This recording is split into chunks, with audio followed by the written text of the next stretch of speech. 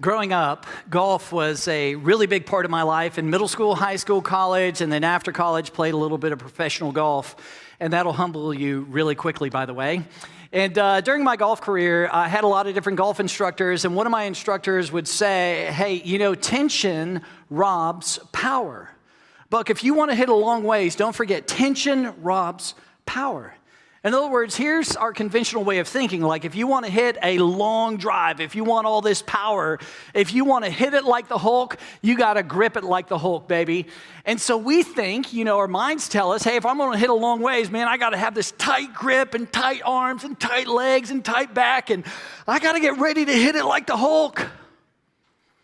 If you do that, though, odds are that you will hit what I call a dinker. A dinker is when you're on the tee box and you hit it and it goes, dink.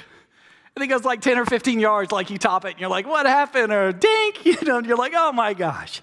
If you truly want to hit the power, if you want to hit it like John Daly, grip it and rip it, baby, then that's all about releasing the tension. Have a good grip, get good posture. But make sure that you are loosey-goosey because you can turn your back. You got to get it towards the target, wind it up like a big old spring, put the weight on your right leg, hold the angle as long as you can, and fire away. And watch that baby fly. It's beautiful, right? So there you go. That's your golf lesson of the day. That's it. You're dismissed. Amen, right? But that is a golfing paradox. I mean, that's the idea to go, hey, if I think I'm going to hit it a mile, I need to grip it as hard as possible, right? But actually the opposite is true. And I start that way because today we're in part 2 of this series that we kicked off last week called Paradoxes. And the reason we're doing this series is because if you open the Bible and you actually look at the teachings of Jesus, one of the things that you're going to notice over and over and over is that Jesus taught in a very paradoxical way.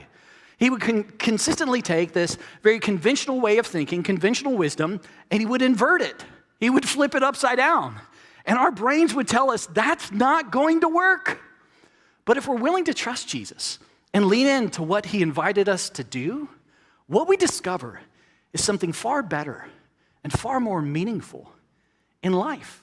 And so because I so desire for you to step into that and experience something better, something more meaningful, we're talking about this over the next several weeks. So last week, Jen kicked this whole series off and she talked about a doozy of a paradox called love your enemies, right? And again, our conventional way of thinking is if I have an enemy, I want to pay them back because look at what they did to me. I'm going to hurt them, hurt people, right? That kind of thing, right? And so this idea where Jesus says, hey, pray for your enemies, bless your enemies, all these kind of things, it's not logical. It makes no sense. It feels so random.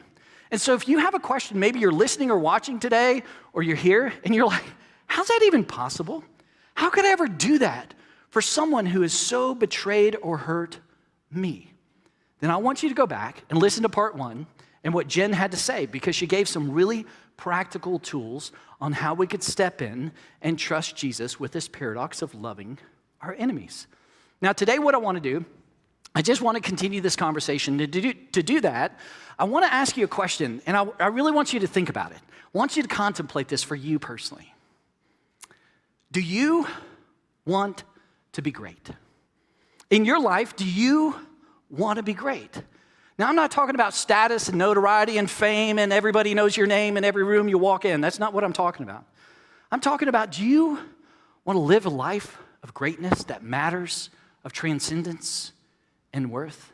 Do you want to be a great mom? Do you want to be a great dad? Do you want to be a great friend? Do you want to be a great follower of Christ?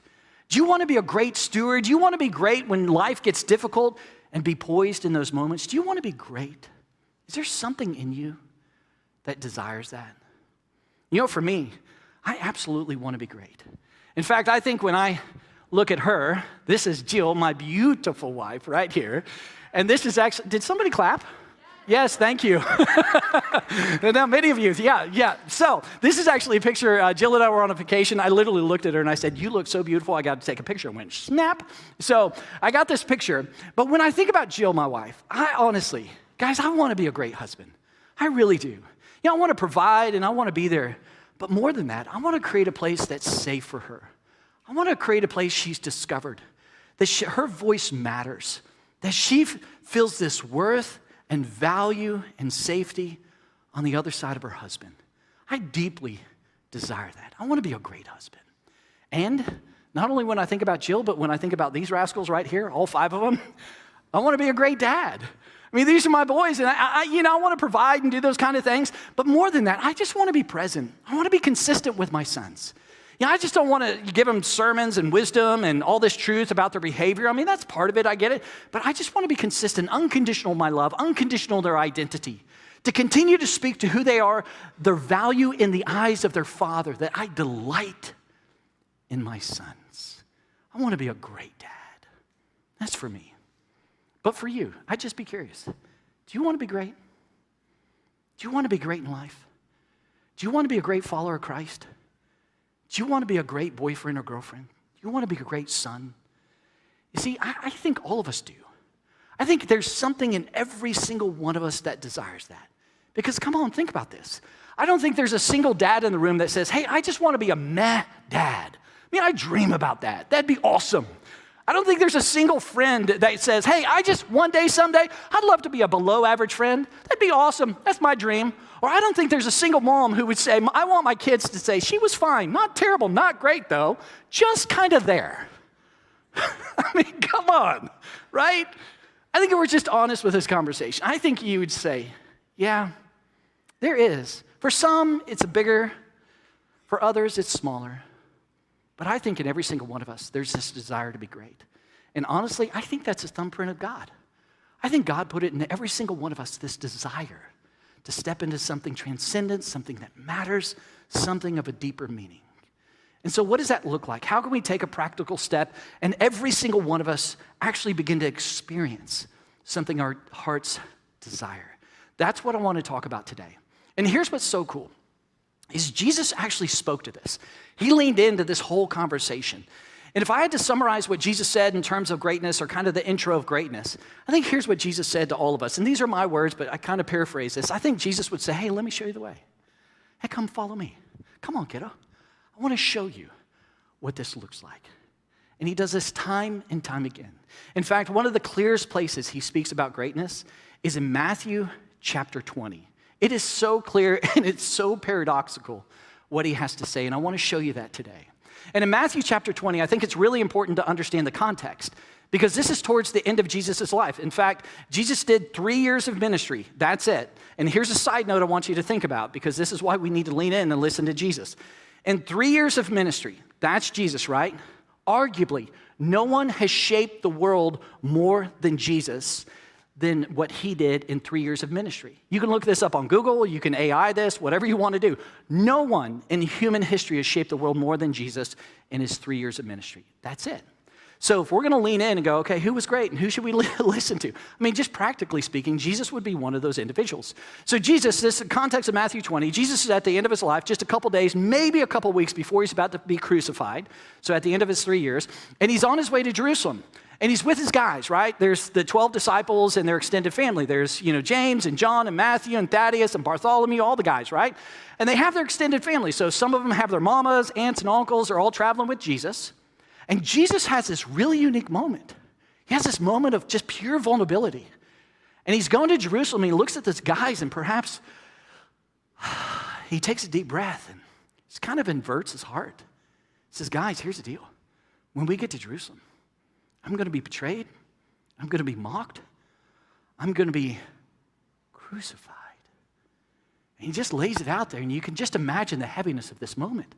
Like he's 100% human. He's feeling the humanity. And so what did his guys do? How did they respond? Was this a moment that they attuned to? Was this a moment they empathized and said, Jesus, we are here for you. You've been for us. We are here for you. Is that what happened? Well, we know exactly what happened. In fact, James and John, who are called the sons of thunder, their mama was traveling with them, and their mom comes to Jesus, and here's what she says. She perhaps goes, Jesus, I'm not sure what you're talking about being betrayed and crucified. That doesn't make any sense to me. That's some probably parable. I'm thinking about your kingdom, your power, all this kind of stuff. And so she comes to him right after he has this vulnerable moment, and she says, grant that one of these 2 sons of mine may sit at your right and the other at your left in your kingdom.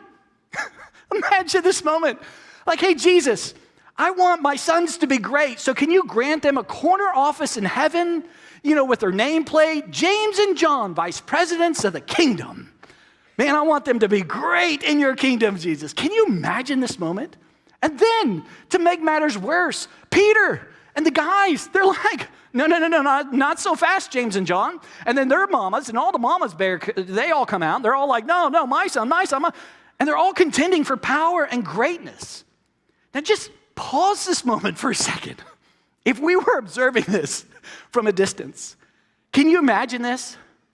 Jesus inverting, here's my heart, humanity. If you've ever been very vulnerable and said, man, I am scared, I'm afraid, here's what's about to happen, that vulnerability, and someone comes and misses it and smashes it, this was that moment for Jesus.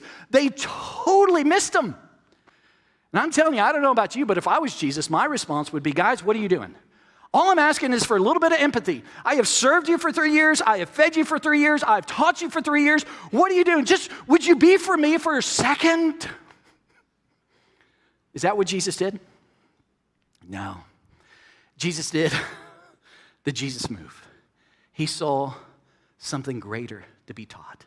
He says, I see what they're doing. They're looking for greatness. I designed them to look for greatness. Let me teach them in this moment, because that's what they're aspiring to. And so here's how he begins to lean in and say, hey, come, let me show you the way. He begins this way, and he frames this whole thing by a definition, their current kind of modern definition of greatness. He says this, he goes, guys, here's the deal. When it comes to greatness, you know that the rulers of the Gentiles lord it over them, and their high officials exercise authority over them. I mean, you know how Rome works. You know how might makes right. You know how they think about, hey, it's power over, control over, winning over. You know that. And you know how they view people. They view people for their benefit. I mean, you're here to make my power greater. You're here to line my pockets. You're here for my benefit. You know how this whole greatness definition works in Rome, right, guys? And they're like, yeah, it's kind of why we're asking you to be at your right and your left. We want that power and position and that definition of greatness. Now, that's not too different than here we are 2,000 years later talking about this, right? I mean, I'm not advocating to watch this, but if you've ever watched The House of Cards, that whole series, I mean, isn't this the definition of greatness? I'm going to leverage you for my benefits, all about power and control and position. I'm going to win. I'm going to outsmart. I'm going to be better. I mean, 2,000 years later, we're not any different. That's our definition of greatness. And if you're like, well, Buck, that's a little bit too macro for me, let me just kind of bring it home a little bit. In your life and my life, perhaps, if we contextualize that to our lives, may sound something like this. When it comes to marriage, I need to win. I need to win. When my spouse begins to speak, I mean, I'm already thinking of my response. And I've got this perfect, logical, linear response. I mean, I've got dates and I've got times and I've got verbatim what he or she said. I mean, I'm like the Perry Mason. You guys remember Perry Mason? Anybody? It's going to date me a long time. Bill, you remember, don't you? Yeah, there we go. Right, he's from like the 60s and 70s, that lawyer on TV, just in case you don't know. We would get all lawyered up with our spouse. I'm going to win, I'm going to win. Why do we want to win? Come on, be honest with me. Why do you want to win? So I can look great. Because isn't that greatness? How about this one? Parenting. I need to control. Why are we so determined to control the behavior of our children? Why? What's that really about? Perhaps it's really about if they do what I say and how I say, then guess what? I look great as a mom, as a dad. Or how about this one? Leadership. You're here to serve me. You are here for my benefit. You are here that when I walk in the room, you better recognize who I am, and I'm going to leverage you for the benefit of me. When it comes to money, how about this? It's all mine. It's all mine. All of it. My house, my car, my retirement, my savings, my stuff.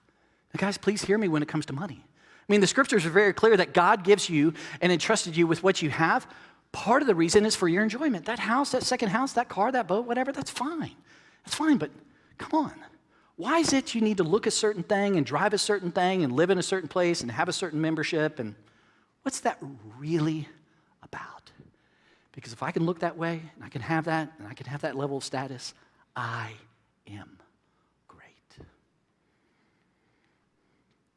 If you can relate to any of those definitions of greatness, then would you please hear these 4 words of Jesus? Because here's his response to his guys, and here's his response to all of us today. He says these 4 words, not so with you. Not so with you. That's not my kingdom. That's not greatness, power over, control over, winning over. I mean, come on, let's just be honest. That doesn't lead to great relationships. That doesn't lead to a great marriage. That doesn't lead to great parenting. That doesn't lead to great dating relationships. That doesn't lead to a great team at school. And that certainly doesn't lead to a great or build a great soul. Jesus is clear, not so with you. Because if that's your definition and you pursue that definition, here's the result. That eventually that leaves people beneath you instead of better because of you. I've invited you to something different. Come, Jesus would say. Let me show you the way. All right, Jesus, what's the way? He says, instead of all of that definition, there's a better one. He says, instead, whoever wants to be great, there it is. He's not shunning that. He designed you with that. Whoever wants to be great among you must be your servant. And here's our first paradox. He's saying, guys, that thing inside of you, if you want to be great, hey, become a servant. And do you know what greatness asks, or the servant asks? It asks this question.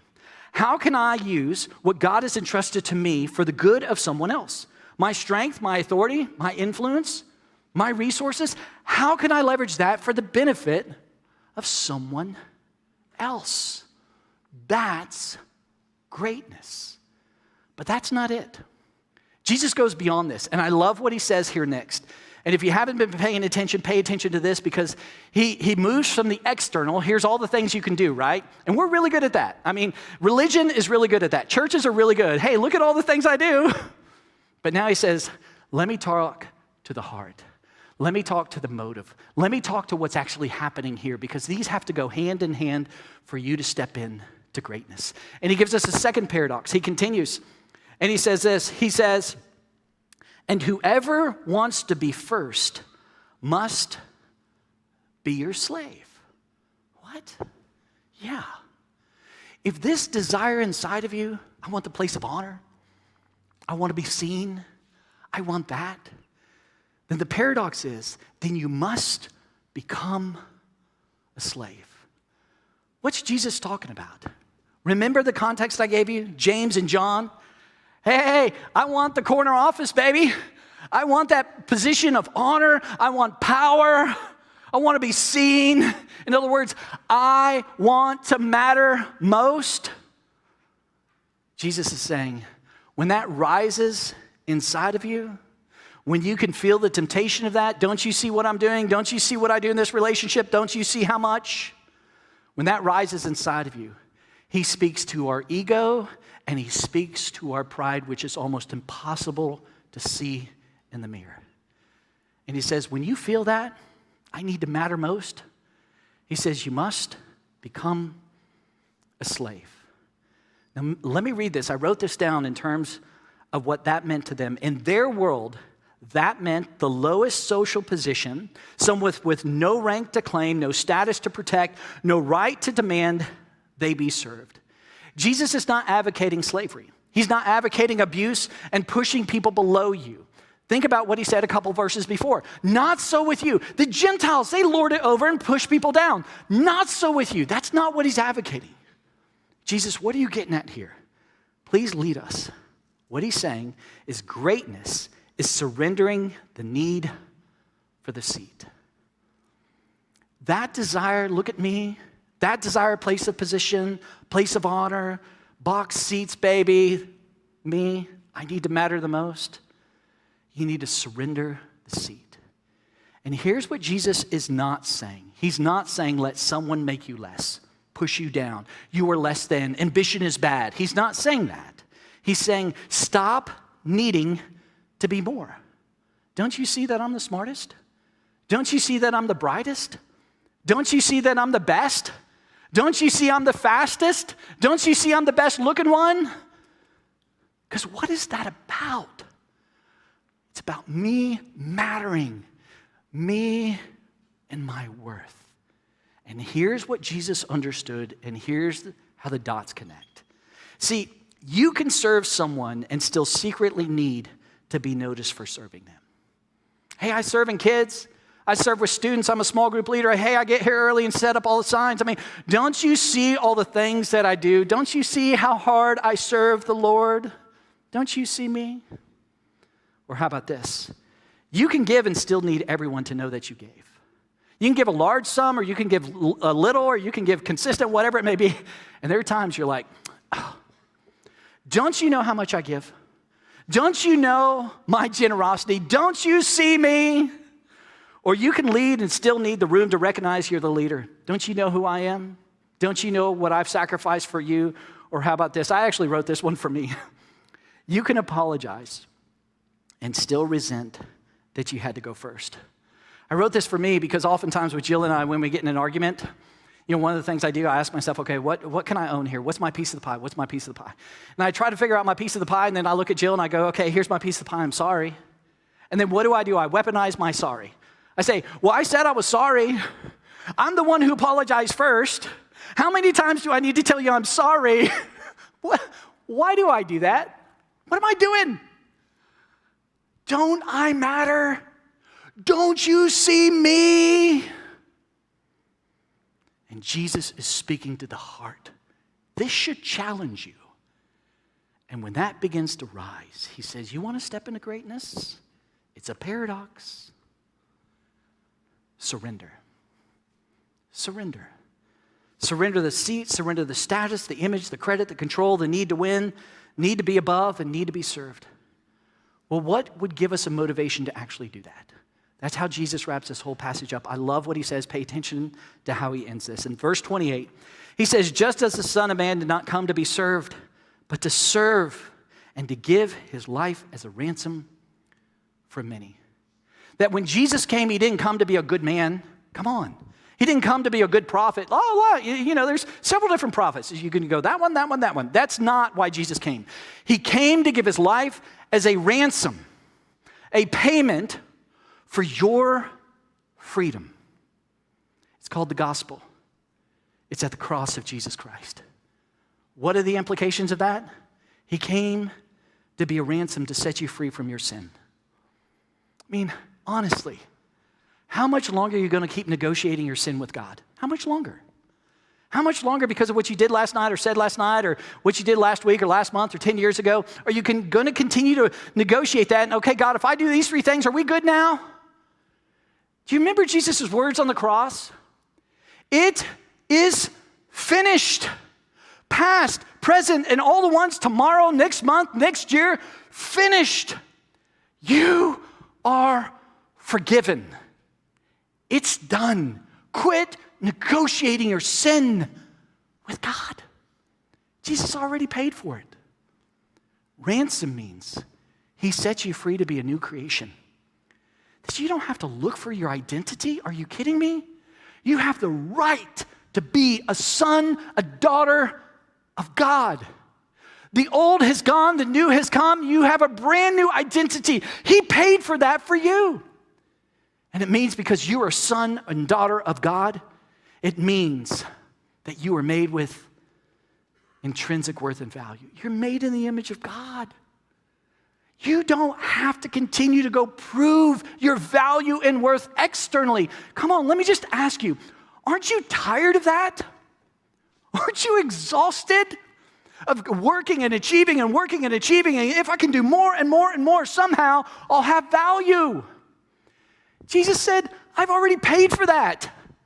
I gave my life as a ransom so you could know you're made in the image of God with intrinsic value and worth. Can you imagine every single moment of your life having a peace that transcends all understanding in your soul because you know your value and worth isn't here? It's already secure. When it comes to your eternity, are you going to heaven or not? Jesus paid with his life and said, it's a deposit guaranteeing your inheritance. Quit going back and forth. I wonder.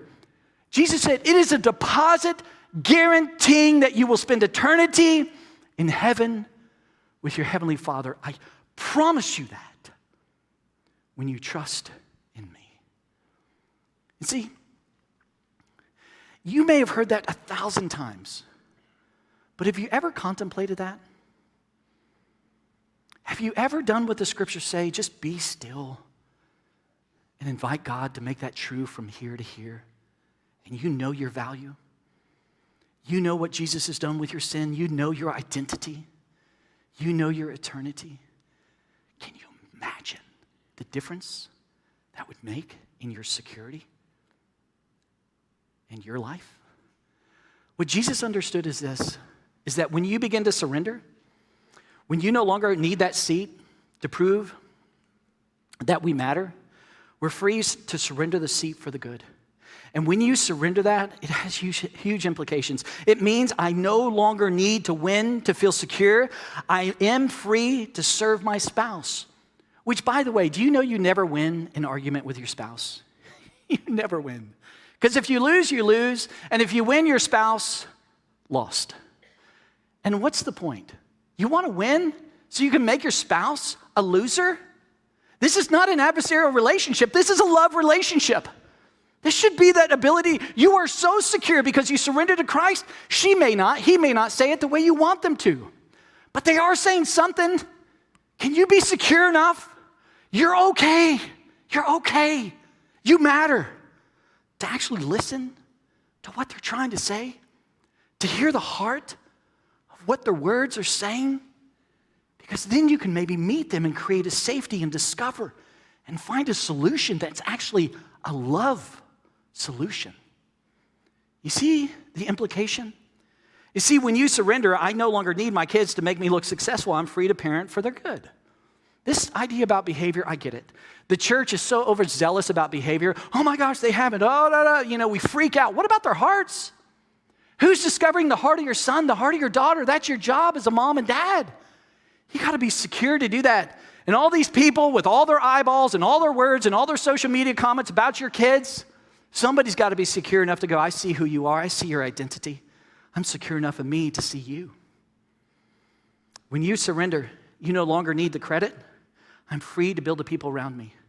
I'm going to challenge your socks off to go even to greater things. But I'm going to leverage all I have for your benefit. And when you get there, I don't need any of the credit. Can you imagine that? Or last one. I no longer need money and possessions to prove my worth. I'm free to use what I have for another's good. You don't have to drive that. You don't have to look that certain way. You don't have to wear that. You don't have to live in that certain house. You don't have to belong to that certain group just so somehow you have status because somehow you now matter. Now again, please hear me. Having the house, the car, all those things, wonderful. God's blessed you for that. Go have fun. But if that's impacting your value and your worth, Jesus says, surrender. Surrender. Because now you're free to use it for something far greater, far more transcendent, far more meaningful. So what did Jesus invite you and I to do? Come, let me show you the way. What's the way of greatness, Jesus? He says, well, it's definitely not the world's definition. Not so with you. He says, instead, whoever wants to become great among you must be your servant, and whoever wants to be first must be your slave. Surrender, just as the Son of Man did not come to be served, but to serve and to give his life as a ransom for many. So if I had to synthesize that into something we can all remember, or something at least we can process, it means this. The way to greatness, serve. Use what you have for another's good. The way to surrender, release your need for the seat. And the reason why you can do it is because you're secure in Jesus. You no longer have to prove you matter. You already matter. So, how can we remember this like on Tuesday and Friday of this upcoming week? Because this could be something you may go, okay, I got it, but now what? What's something practical? So I want to give you two questions that surrendering would ask and serving would ask. So, what does serving ask? It asks this question: what would a great blank do? Serving, what would a great blank do? And coupled by this, surrender ask, what do I need to surrender so I'm free to do it? So for you, your context, what would a great girlfriend do? What would a great follower of Christ do? What would a great husband do? What would a great mom do? And what is it, the thing that I'm trying to do it so I get some sort of credit? What do I need to surrender so I'm totally free to actually do it without any strings attached? What is that for you? You know, this week was boot camp. We had 400 middle school and high school students go to boot camp. 2 of those students were my sons, Michael and Jonathan. There you go. And so Michael and Jonathan were checking them in this week, and Jill and I brought them, and they get here, and then Jill sends me a text before they got on the buses and went off to camp, and she said, hey, Walmart just delivered one of their costumes, and I didn't think it was going to get here. Do you think you could go pick it up? And I thought, you know, I'm busy, but I've got a little bit of a window of time. So I said it'll be about 20 minutes, so I go to the house. I pick up the costume, the delivery. I'm on the way back to work, and then Michael texts me, and he says, Dad, I forgot 2 things. And I thought to myself, are you kidding me? For the entire week, I've said pack. All week long, pack, pack, pack. I walk in the room, there's their suitcase, there's 1 sock. I'm like, that's not packing. Pack. Like, come on. Jill's been like, pack, pack, pack. She's washed her. I mean, we've done everything for their success. And at this point, my temptation to respond to Michael was to go, son, are you kidding me? I want to teach you responsibility. I want to teach you what to live. I mean, come on. I've given you every opportunity to pack. You're just going to have to live with it. That's what I wanted to say. But then I paused. What would a great dad do? What would a great dad do? And what do you need to surrender to be free to do it? Well, I'm busy. I have a million things to do. And I'm thinking about, man, I got to get back to work and do this and this and this and this. And sometimes with wisdom and discernment, the answer is no. Please hear me well there. But for me in this moment, that was all about my achievement so that I can matter. Because the more I achieve, the more I matter. Ego, pride. So I said, I need to surrender that. I turned around. I got the things Michael needed. Or I'm not sure he needed them, but he asked for. I text him back, and Michael's a man of very few words on text. Yep, no, that's it. And he responded, thank you, Dad. Love you, 5 exclamation marks. Yes! I was like, oh my, that is better. That was far more meaningful. And I drove back and I had this energy inside. I was like, that's it. That's it. So for you, honestly, what would a great fill in the blank? What would a great mom? What would a great follower of Christ? What would a great teammate? What would a great boss? And then what do you need to surrender to actually be 100% free to do it for someone else's benefit? Guys, just imagine. I'll leave you with this. Imagine if we did this. I wrote a few of these things down. Imagine a marriage where winning is no longer mattered more than connection. Where you could listen without preparing your defense. Where you could apologize without needing credit for being the one who went first. Guilty of that.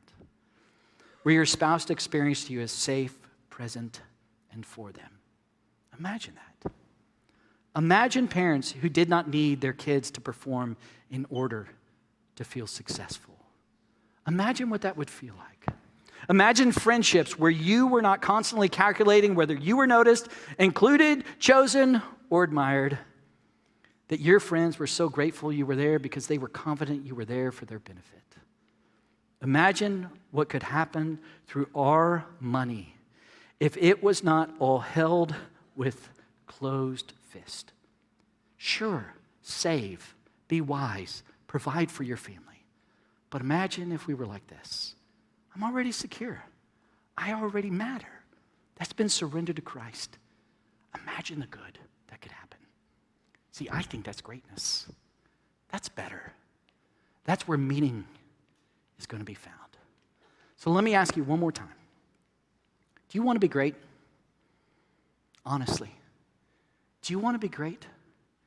If so, something so practical you can do is ask this question this week, whenever you bump into whatever it may be. What would a great blank do? And then what do you need to surrender to be free to do it? That's accepting the invitation to come. Let me show you a of Jesus Christ. Let's pray. Father, thank you so much for this moment that we get to be together. And Father, thank you that you preserved these letters for so long that are so applicable to us. And at first, Father, it is difficult to get our minds around all this and actually do it. But God, what you know is it actually leads to something far better. So for every single one of us, would you be gentle with us this week? Would you be truthful with us this week? And would you remind us to actually do something different? To be courageous enough to trust you and discover what's on the other side of that. Thank you, Father, for this moment. In Jesus' name, amen. Guys, thanks so much for being here. I'll see you next week.